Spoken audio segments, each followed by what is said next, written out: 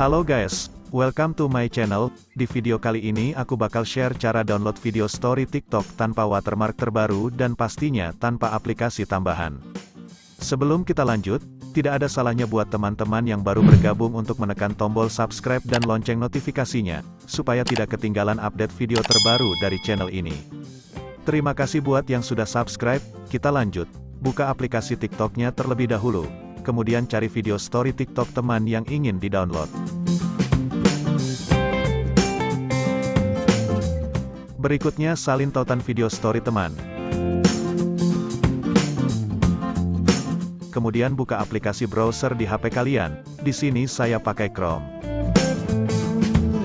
Selanjutnya ketikkan saveTT.cc/id di kolom pencarian.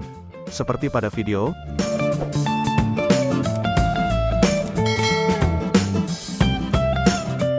Kemudian pada halaman ini, kalian tempel tautan story yang sudah disalin tadi, lalu klik cari.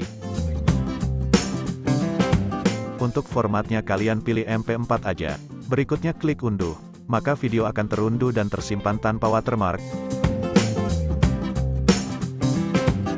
Sangat mudah bukan? Demikian video kali ini. Jika ada yang mau ditanyakan, silahkan tulis di kolom komentar ya. Saya Tio47 pamit, sampai jumpa di video lainnya.